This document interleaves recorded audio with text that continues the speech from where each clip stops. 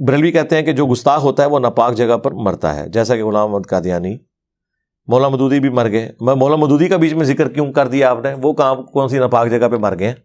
ٹھیک ہے، کہا جاتا ہے مولانا مودودی بھی غلیظ جگہ پر مرے. یار خدا کے لیے ان چیزوں سے باہر نکلیں. اس کا کوئی لینا دینا ہے؟ اول تو یہ آپ کی بات بالکل غلط ہے. غلام احمد قادیانی کا جو ہے وہ تو ہم نے سنا ہوا ہے، دیکھا نہیں ہوا، لیکن مودودی صاحب کو تو فوت ہوئے زیادہ عرصہ نہیں ہوا، 1979 میں ان کی ڈیتھ ہوئی ہے. امریکہ میں ہارٹ سرجری تھی، ان کا بیٹا وہاں پہ تھا، اس نے وہاں بلایا تھا انہیں. ڈاکٹر اسرار صاحب خود یہ واقعہ سنا رہے ہیں ویڈیو میں، بلکہ وہ ان دنوں امریکہ میں تھے اور وہ مولانا کو ملنے کے لیے بھی گئے، لیکن ڈاکٹروں نے ملنے سے انکار کیا تھا، اگرچہ وہ کہہ رہے تھے کہ ان کی صحت بحال ہو گئی تھی، آپریشن کامیاب ہوا تھا. اور اس کے بعد انہوں نے بھی خواہش کا اظہار کیا تھا کہ ڈاکٹر اسرار صاحب چونکہ ان کے شاگرد بھی تھے مودودی صاحب کے اور بیٹوں کی جگہ تھے، اور کافی عرصے سے ایک سلسلہ وہ والا چل بھی رہا تھا، تو مودودی صاحب ملنا بھی چاہتے تھے، ڈاکٹر صاحب بھی ملنا چاہتے تھے، لیکن ڈاکٹر صاحب نے کہا کہ ملاقات ہو نہیں سکی، اگرچہ ان کی طبیعت بحال تھی. اور کہتے ہیں میں بڑا سیٹسفائی ہو گیا تھا، ٹھیک ہے تھوڑا ریکور کر دیں تو میں مل لوں گا. لیکن پھر اچانک، جس طرح آپ بتا نا بیماری سے پہلے ایک دفعہ بالکل مریض ٹھیک ہو جاتا ہے، پھر اچانک پتہ لگتا ہے جی جناب گیا. تو اس طرح ہوا ہے میرے بھائی، وہ ہاسپٹل کے اندر ان کی ڈیتھ ہوئی ہے. یہ خدا کے لیے یار، اللہ کے بندو کیا باتیں کرتے ہو؟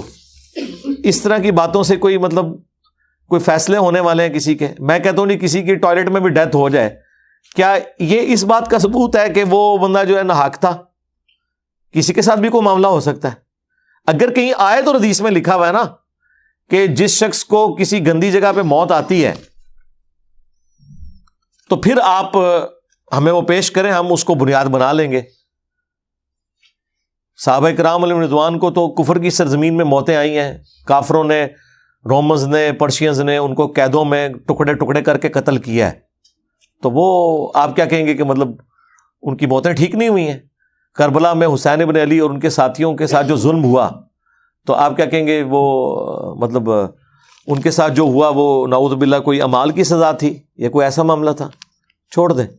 یہاں تو کہتے ہیں جی جناب لاش کو جو ہے وہ قبر بھی نہیں ملی، تو اہل بیت کی لاشوں کے ساتھ کیا کیا گیا ہے؟ گھوڑے نہیں دوڑائے گئے ریگستان میں ان کے اوپر؟ لاشوں کی بے حرمتی نہیں ہوئی ہے؟ چھوڑ دیں. کیا حضرت امیر حمزہ کی شہادت کے بعد ان کے ناک، کان اور یہ ساری چیزیں کاٹی نہیں گئی ہیں؟ سینہ چاک کر کے کلیجہ نہیں چبایا گیا؟ تو کیا حضرت امیر حمزہ جو ہے وہ نعوذ باللہ کو مردود بارگاہ تھے؟